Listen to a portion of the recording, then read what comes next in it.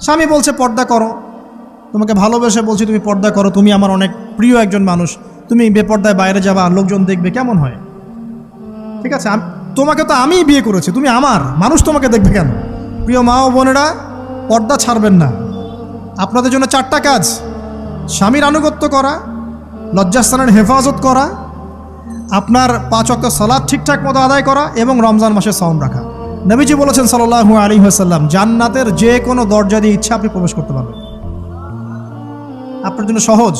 আর স্বামীর আনুগত্য বলতে আমি বুঝাইনি স্বামীর দাসত্ব করতে হবে, এটা বলিনি। এখনকার কিছু ফ্যামিলিস্ট মেয়ে আছে, ওরা আনুগত্য শব্দ মনে হয় যে দাসত্ব মনে হয়। আনুগত্য দাসত্ব এক জিনিস না। আনুগত্য কি? স্বামী কোরআন সুন্নাহর অনুকূলে কোনো কথা বলেছে, আপনি মানবেন।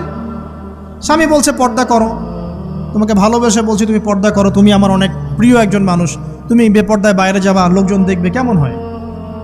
ঠিক আছে, তোমাকে তো আমিই বিয়ে করেছি, তুমি আমার মানুষ, তোমাকে দেখবে কেন? ঠিক আছে, তো এখন স্বামী ভালো কথা বলেছে, আপনি শুনলেন, এটা আনুগত্য। আর ওই স্বামী যদি বলে আসো তো আমার কলিগরা এসেছে, ওকে খাবার সার্ভ করতে হবে, আসো খাবারটা পরিবেশন করো, এখন আপনি বেপর্দা হয়ে আপনার স্বামীর কলিগের সামনে খাবার পরিবেশন করতে শুরু করলেন, এটা কি আনুগত্য করতে হবে? এটা তখন আপনি আনুগত্য করবেন না। সিম্পল, কোরআন সুন্নাহর অনুগত কাজে আপনি স্বামীর আনুগত্য করবেন, বিপরীতে গেলে আপনি করবেন না। স্বামীর আনুগত্য মানে স্বামীর দাসত্ব নয়। আর এই হাদিসটা আপনি কেন ভুলে যান যে আল্লাহ রাসূল সাল্লাল্লাহু আলাইহি ওয়াসাল্লাম বলেছেন, আল্লাহ ছাড়া যদি কাউকে সেজদা করা যেত, সম্মান বুঝাচ্ছেন, আল্লাহ ছাড়া যদি কাউকে সেজদা করা জায়েজ হতো, আমি মেয়েদেরকে বলতাম যেন স্বামীকে সেজদা করে।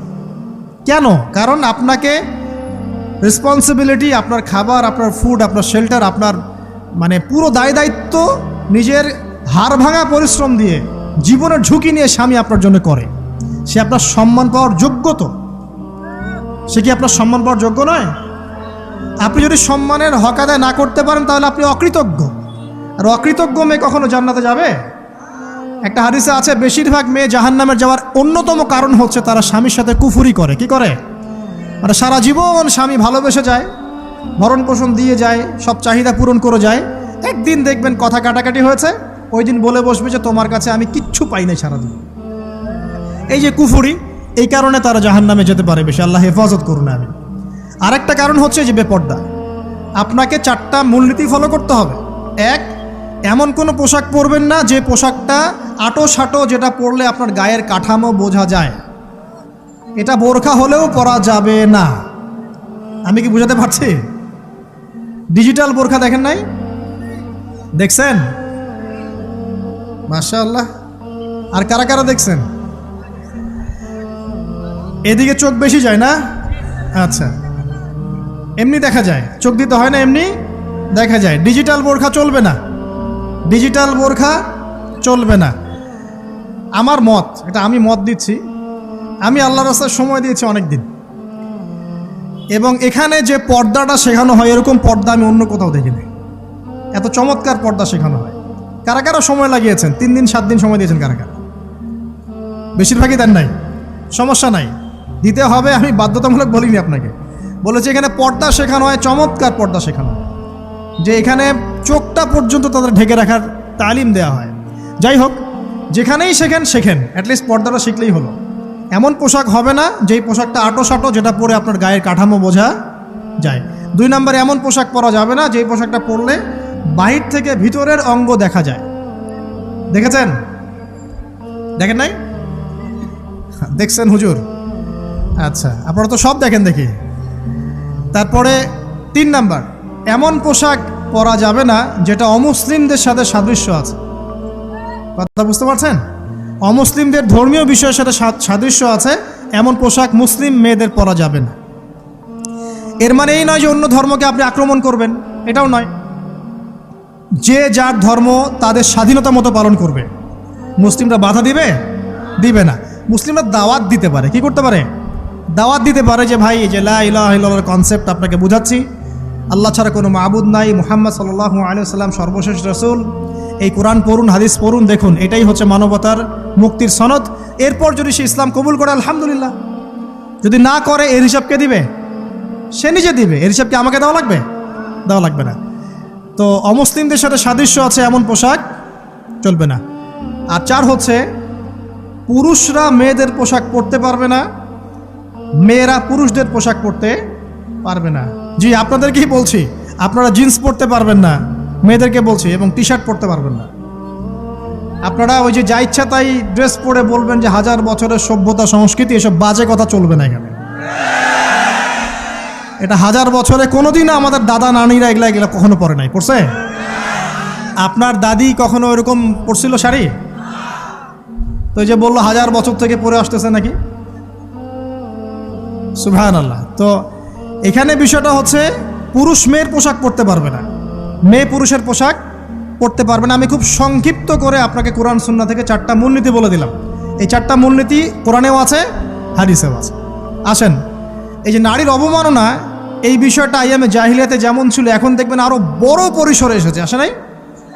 এই যে ফ্যাশন শো, দেহের প্রদর্শনী, বিভিন্ন ফিল্মস দেখবেন, ফিল্ম ইন্ডাস্ট্রিজে দেখবেন, মিউজিকে দেখবেন, পর্নে দেখবেন, মেয়েদের দেহটাকে নিয়ে ব্যবসা করা হচ্ছে। আগে তো না হয় কন্যা সন্তান হলে জীবন্ত পুঁতে ফেলতো নাকি, এখন যদি গর্ভের বাচ্চা মেয়ে জানে, অনেকে আগেই মেরে ফেলায়। বোঝেন নাই মনে হয়? অনেকে যদি জানে যে গর্ভে মেয়ে সন্তান আছে, আগেই মেরে ফেলায়। এমন অনেক দেশ আছে, আমি নাম বলছি না দেশের সঙ্গত কারণে, যে সেই দেশে এরকম মেয়ে সন্তানকে এই যে খালাস করে ফেলার, নষ্ট করে ফেলার, ভ্রূণ নষ্ট করার আলাদা ক্লিনিক আছে, আলাদা হসপিটাল আছে। বলে নাউজুবিল্লাহ। তো আসলে ওই 1450 বছর আগের মানুষটা বেশি বর্বর ছিল না আমরা বেশি বর্বর? এই অধিকারের কথা বলে বলে আমরা মেয়েদের দেহটাকে নিয়ে এখন মস্করা করছি, তামাশা করছি। সবচেয়ে সেরা অধিকার কোথায় পাবে? কোরআনে পাবে, হাদিসে পাবে, ইসলামে পাবে। তার পর্দা নিশ্চিত হবে, দেহ সেফ থাকবে, তার ইজ্জত নিশ্চিত হবে, ইজ্জত সেফ থাকবে, তার সম্মান সেফ থাকবে, তাকে রাজরানীর মতো স্বামী বাসায় রাখবে, কারণ সে হচ্ছে তার কাছে সবচেয়ে মূল্যবান প্রিয় বস্তু। শুধু তাই নয়, সম্পত্তির অধিকার তাকে দিতে হবে। একজন মেয়ে তার ভাইয়ের সম্পত্তি পাবে, তার বাবার সম্পত্তি পাবে, তার স্বামীর সম্পত্তি পাবে, সব দিক থেকে সে সম্পত্তি পাবে। আর একজন ছেলে কিন্তু সব দিক থেকে সম্পত্তি পাবে না। এই বিষয়গুলো যখন এক শ্রেণীর মানুষ বোঝে না, তখন ইসলামের বিরুদ্ধে অহেতুক প্রোপাগান্ডা চালানো শুরু করে। সবচেয়ে সেরা সম্মান রক্ষার উদাহরণ দেয়া হয়েছে ইসলামে, কোরআনে এবং হাদিসে। এই কথাটা আপনাদের মা বোনদেরকে বোঝাবেন, তবে নম্রতার সাথে বোঝাবেন, কারণ উচ্চবাচ্য করলে তারা কথা শুনবে না। আর আল্লাহ রাসূল সাল্লাল্লাহু আলাইহি ওয়াসাল্লাম বলেছেন, কিছুটা বাঁকা হাড় দিয়ে তাদেরকে তৈরি করা হয়েছে। যদি আপনি শক্ত করে চাপ দিতে যান তাহলে ভেঙে যাবে, আর যদি আপনি ওই অবস্থায় ছেড়ে দেন তাহলে বাঁকাই থেকে যাবে। এখানে আপনাকে হিকমা অবলম্বন করতে হবে। আল্লাহ পাক তৌফিক দান করুন। একটা বিষয় বলছিলাম, ওই যে শিরকের পাপ এখন গ্লোবালাইজেশন হয়েছে না, ওই সুদের পাপ এখন গ্লোবালাইজেশন হয়েছে না। গ্লোবালাইজেশন বোঝেন? মানে বিশ্বায়ন, পুরো বিশ্বে ছড়িয়ে পড়েছে না। আর একটা হচ্ছে এই যে মেয়েদের অবমাননা, এটা সারা বিশ্বে ছড়িয়ে পড়ে নাই। আচ্ছা, আর দুটা বলবো, এরপর বলে আমি শেষের দিকে যাচ্ছি। আসেন, একটা হচ্ছে মাদক। আইয়ামে জাহিলিয়াতের অন্যতম সেরা পাপ ছিল কি? মাদক। ওই যে বলছেন জাহিলি যুগ, কেন বলছেন জাহিলি যুগ? বিকজ ওইখানে মাদক খেত মানুষ বেশি। এখন বলেন, ওখানে না হয় মক্কায় মাদক খেত মানুষ, এখন সারা বিশ্বে মাদক ছড়িয়ে পড়ে নাই? বেশি না কম? এখন এই যে নতুন নতুন মাদক আসছে, ইয়াবা, আরও নাকি কি আসছে নতুন নতুন, আমরা নামও জানি না। এই যে গাজার নাম জানি, ফেন্সিডিলের নাম জানি, আর কি আছে, হিরোইন বলেন, আর দু একটা, আফিম, আর কি আছে? হ্যাঁ, রেন্ডি। সুবহানাল্লাহ, এই নামও কখনো শুনি নাই আমি। আচ্ছা শোনেন, বিষয়টা হচ্ছে, দেখুন, এই বিষয়টা কি হালাল না হারাম? আচ্ছা, এটাকে যদি আমরা হালাল করে নেই তাহলে কি হবে? কুফরি হবে না শিরক হবে? শিরক কুফর দুটোই হচ্ছে। কিন্তু এখন মক্কার কিছু মানুষ মাদক খেয়েছে বুঝলাম, আল্লাহ রাব্বুল আলামিন ধাপে ধাপে এখান থেকে বের করেছেন। প্রথমে বলেছেন মদ খেয়ে নামাজের ধার কাছে যেও না। হ্যাঁ, তারপরে বলেছেন এই যে মাদকে কিছুটা উপকার আছে কিন্তু বেশি ক্ষতি। তারপর বলেছেন খেয়ে নামাজের কাছে যেও না। তারপর ধাপে ধাপে শেষের দিকে এসে আল্লাহ পাক বলেছেন যে এটাকে ছেড়ে দাও। সূরা মাইদায় পড়ে দেখেন, এটা শয়তানের কাজ। তখন সাহাবায়ে কেরাম রাদিয়াল্লাহু আনহুম পুরোপুরি মাদক থেকে নিজেদেরকে মুক্ত করলেন। এরপরে কি কখনো তারা মাদক ছুঁয়েও দেখেছেন? বরং মাদক দ্রব্য সেবন করলে 40টা লাঠি বেত্রাঘাত করতে হয়, ইসলামিক শাস্তি। কয়টা লাঠি? আর উমর রাদিয়াল্লাহু আনহুর সময়ে 40 লাঠিকে বাড়িয়ে 80 লাঠি করা হয়েছিল। কত লাঠি? 80 লাঠি। কিন্তু আরও একটা পাপের শাস্তি আছে, বলবো? অপবাদ, এখন যেটা বেশি দেওয়া হয়, অপবাদ, মিথ্যা অপবাদ, সতী সাধী নারীর উপরে মিথ্যা অপবাদ, এর শাস্তি হচ্ছে 80 লাঠি। আবার 100 লাঠির শাস্তি আছে, 100 লাঠি। এটা কিসের জানেন? জিনা। জিনা, এই যে যারা করছেন, এর শাস্তি হচ্ছে 100 লাঠি। তাও জনসমক্ষে দিতে হবে, গোপনে না। আর 1 বছরের জন্য এলাকা ছাড়া করতে হবে। রজম একটা শাস্তি আছে, রজম। এটা কি? রজম মানে পাথর নিক্ষেপ করে হত্যা। এটা তো বর্বর, তাই না? অমানবিক, মধ্যযুগীয়। এসব কথা শুনছেন না? শোনেন, কিছু কিছু বিষয় আছে যে বিষয়গুলো করার পরে এই পৃথিবীতে মানুষ বেঁচে থাকার অধিকারটা হারিয়ে ফেলে। কথা বুঝতে পারছেন না মনে হয়? কিছু কিছু পাপ আছে, এগুলো করলে পরে মানুষ এই পৃথিবীতে বেঁচে থাকার অধিকারটা হারায় ফেলে। যেমন কোনো বিবাহিত ব্যক্তি যদি জেনা করে, নাউজুবিল্লাহ, কোনো ছেলে যদি কোনো ছেলের সাথে যৌন সম্পর্ক করে, সমকামী করে, বা এটাকে যেটা গে মানে যেটা কি বলে, সমকামিতা, ঠিক আছে, এই কাজ যদি কেউ করে, নোংরা কাজ যদি কেউ করে, কোনো মেয়ে যদি কোনো মেয়ের সাথে এরকম কোনো কাজ করে, একই পাপ। এইসব পাপ করলে পরে এই পৃথিবীতে বেঁচে থাকার অধিকারটা সে হারিয়ে ফেলে। কথা কি বুঝতে পারছেন? আচ্ছা, তখন শাস্তি হচ্ছে আল্লাহ রাব্বুল আলামিন পাথর নিক্ষেপ করে হত্যা করতে বলেছেন।